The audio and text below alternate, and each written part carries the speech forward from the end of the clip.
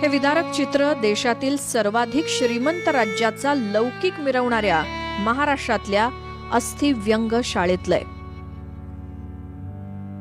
मुलांच्या ताटात भाजीच्या नावानं पाणीच जास्त आहे। दुर्बीण लावून जरी पाहिलं तरी इथल्या भाजीत डाळ सापडणं जवळपास शक्य नाही।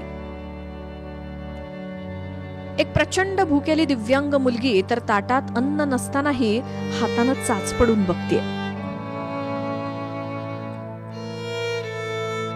किमान भाजी किंवा अन्नाचा एक तरी कण हाती लागावा या आशेनं बिचारी स्वतःची खोटी समजूत घालतीये।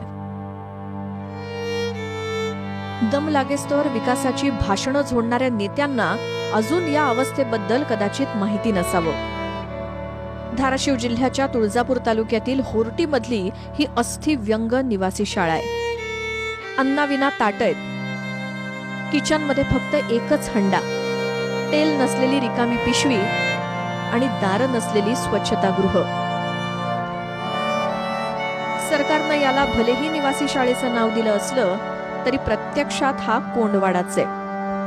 जन्मतःच दिव्यांग मुलांचा शिकून स्पर्धेच्या जगात निभाव लागावा यासाठी धाराशिव जिल्ह्यात जवळपास 15 सरकार अनुदानित दिव्यांग निवासी शाळा आहेत। महाराष्ट्र सरकारच्या दिव्यांग कल्याण विभागाच्या माध्यमातून या शाळा चालवल्या जातात। मुलांचं परिपूर्ण पोषण, शिक्षण आणि निवास यासाठी सरकार अनुदान देतं। त्याशिवाय कर्मचाऱ्यांचे पगार, इमारतीचं भाडं, वेतनेतर अनुदान सुद्धा दिलं जातं। पण दिव्यांगांच्या ताटातला घास चोरण्यास आपण मागे नाहीत ही गोष्ट ही शाळा पाहिल्यावर समजते। खून, बलात्कार, दरोडे टाकून तुम्ही तुरुंगात गेलात तरी तिथे तुम्हाला या शाळेहूनही चांगलं अन्न जेवायला मिळेल, इतकी भीषण स्थिती इथली आहे। खायला सकस अन्न सोडा, जे आहे ते देखील पुरेसं नाही। अंघोळीची सोय नाही, स्वच्छतेला कलंक लागेल अशी स्वच्छतागृह इथे आहेत। गडचिरोलीतील आश्रमशाळेत सर्पदंशामुळे 3 मुलींचा मृत्यू झाल्यानंतर खळबळ माजून आश्रमशाळांचा प्रश्न ऐरणीवर आलाय। यंत्रणा याच मुलांना आपल्या देशाचं भविष्य म्हणते, पण त्यांच्या ताटात 2 घासही नीट टाकू शकत नाही।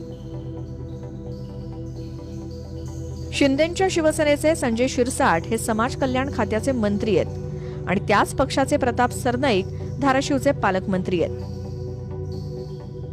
दुसरीकडे विकासासह ट्रान्सफॉर्मरसाठी सत्तेत जाण्याची चर्चा असलेले ओमराजे निंबाळकर देखील याच धाराशिवचे खासदार आहेत। शिवाय विरोधात असताना दिव्यांगांचा